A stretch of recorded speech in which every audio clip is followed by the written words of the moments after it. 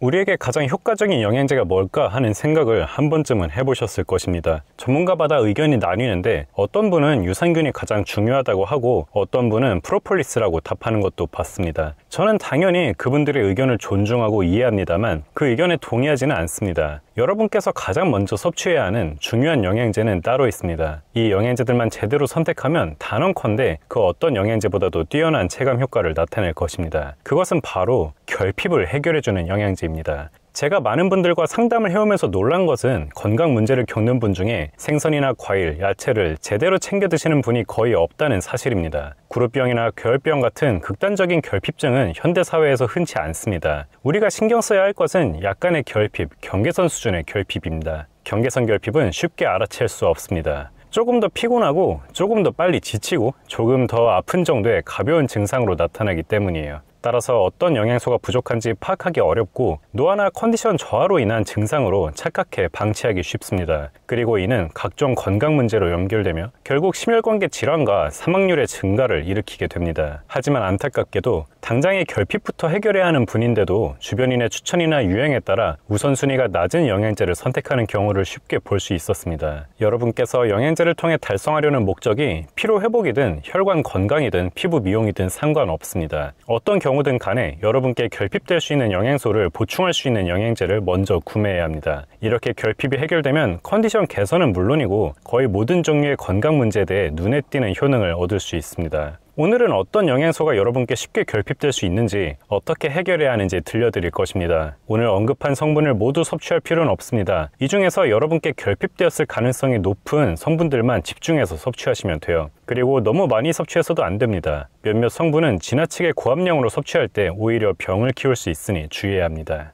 자, 첫 번째로 신경 써야 할 영양소는 바로 단백질입니다. 충분한 단백질을 섭취하지 못한다면 항상 피곤한 것은 물론 탈모가 일어나고 면역 기능을 포함한 전반적인 신체 기능이 저하됩니다. 우리나라는 탄수화물 섭취 비중이 상당히 높은 나라인 만큼 일반적인 식단으로는 단백질을 제대로 보충하기가 상당히 까다롭습니다. 공식적인 단백질의 권장 섭취량은 하루에 체중 1kg당 0.8g이지만 최근 연구에서는 체중 1kg당 1에서 1.2g씩은 매일 섭취해야 하는 것으로 보고하고 있습니다. 체중이 70kg이라면 매일 70g 이상의 단백질은 섭취해야 하는 거예요. 삼겹살 1인분에는 약 34g의 단백질이, 닭가슴살 한 덩이에는 22g이, 그리고 한 개의 계란에는 약 6g의 단백질이 포함되어 있습니다. 하루 3끼를 고단백 식단으로 꾸리지 않는다면 충분한 단백질을 섭취하기 어렵다는 이야기예요. 따라서 식사를 통해 단백질을 섭취하기 어렵다면 유청 단백질 같은 보충제로라도 섭취하는 것이 좋습니다.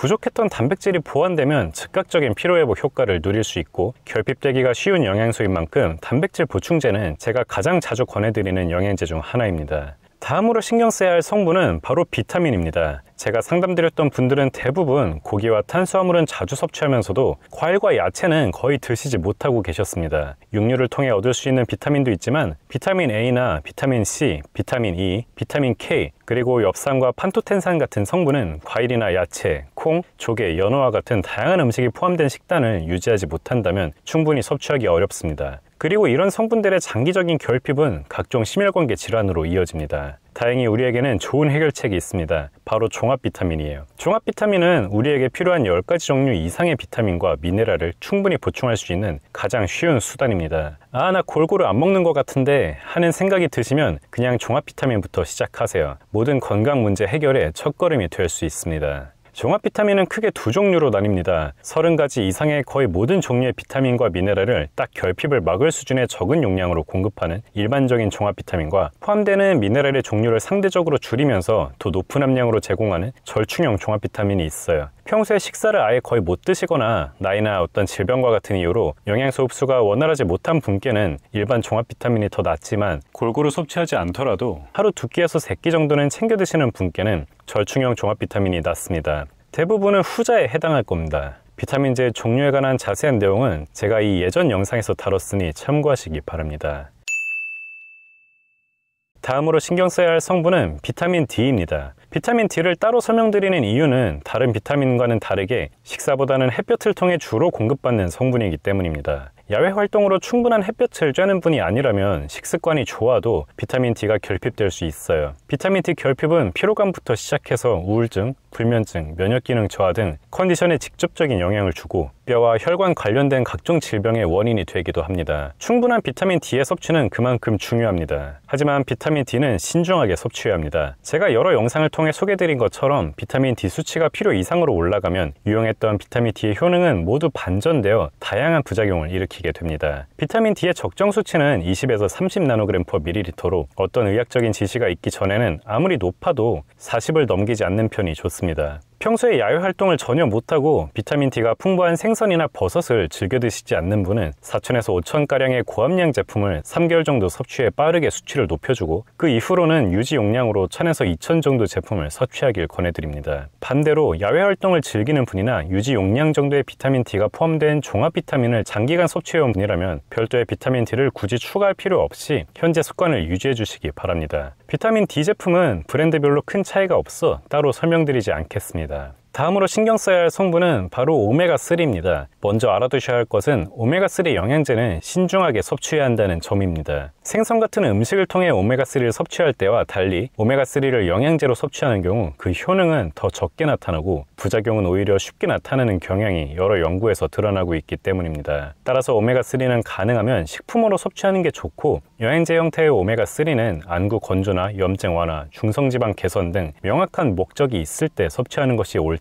단순 건강 유지 목적으로는 큰 이득이 없다는 의견을 과거 영상에서 들려드렸습니다. 하지만 당시 설명드렸던 것처럼 평소에 생선을 잘 섭취하지 못하는 분이라면 이야기가 달라집니다. 오메가3 영양제에게서 별다른 효과가 없다고 결론 내려진 연구에서도 일주일에 생선을 1.5회 미만으로 섭취하는 사람들에 한해서는 중대한 심혈관계 질환과 심장마비의 발병률이 크게 낮아지는 것으로 나타났습니다. 최근 몇 달간 수백 건의 상담을 진행하면서 생선을 제대로 챙겨 드시는 분은 손에 꼽을 정도였습니다. 일주일에 2번 이상 생선을 섭취하지 못하는 분들은 영양 섭취와 건강 유지 목적으로라도 오메가3 영양제를 섭취하시길 권해드립니다. 어떤 오메가3를 섭취해야 하는지는 제가 예전에 다뤘던 이 영상을 참고해 주시고 조만간 가성비 오메가3에 대해서도 한번 다룰 예정이니 기대해 주시기 바랍니다. 다음으로 신경 써야 할 성분은 바로 미네랄 중에서도 요구량이 많은 칼슘과 마그네슘입니다.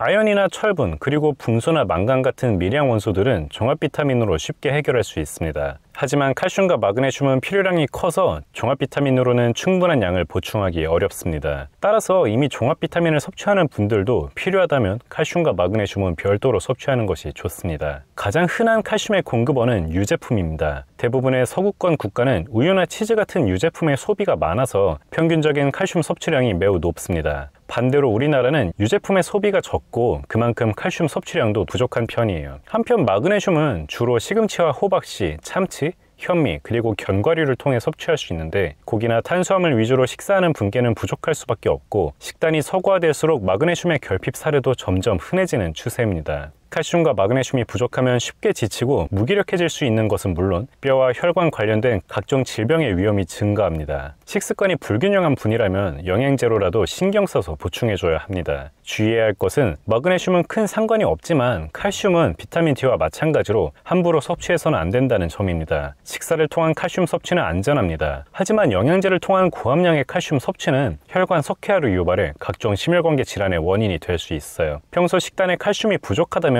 영양제로라도 섭취를 해야 합니다. 다만 식사를 통해 섭취하지 못하는 양만큼만 영양제로 섭취하는 게 좋고 영양제로서의 용량은 높아도 1일 500mg 선으로 제한하기 바랍니다. 그리고 점차 식사를 통한 섭취량을 늘리고 칼슘 영양제의 의존도를 낮추는 것이 바람직해요. 칼슘은 유제품은 물론 두부에도 아주 풍부하게 함유되어 있으니 참고하시기 바랍니다. 칼슘 영양제는 대부분 마그네슘과 복합되어 있습니다. 많은 분들께서 문의 주시는 내용이 칼슘과 마그네슘의 비율을 꼭 2대1로 맞춰야 하냐는 것이었습니다. 하지만 조금 와전된 이야기입니다. 칼슘, 마그네슘의 비율보다는 각각의 성분을 본인에게 필요한 만큼 섭취하는 게 더 중요해요. 고함량의 칼슘이 혈관에 주는 부담과 마그네슘의 안전성과 효용성을 고려하면 2대1보다는 1대1로 배합된 제품이 더 활용도가 높을 것입니다. 이미 유명한 제품이 많아서 적당한 제품을 찾는 데에는 어렵지 않으실 거예요. 가장 기본적인 영양제들이지만 생각보다 많은 분들께서 이 영양제들을 패싱하고 더 우선순위가 낮은 유행 영양제를 섭취하는 것을 볼 수 있었습니다. 다시 한번 강조하지만 겪고 계신 건강 문제가 무엇이든 간에 여러분의 영양 결핍을 해소하는 것을 가장 우선으로 하는 것이 건강 개선의 지름길입니다. 그리고 비타민 D와 오메가3, 칼슘은 이미 충분히 섭취 중인 분께는 오히려 해로울 수 있다는 점도 꼭 염두에 두시기 바랍니다. 자세한 제품에 대해서는 제 예전 영상들을 참고해 주셔도 좋고 아니면 제 상담 톡방을 통해 문의 주셔도 답변을 드리고 있으니 언제든지 편히 문의 주시기 바랍니다. 자, 오늘 내용은 여기까지고요. 도움이 되셨다면 구독과 좋아요 그리고 알람 설정 부탁드립니다. 감사합니다.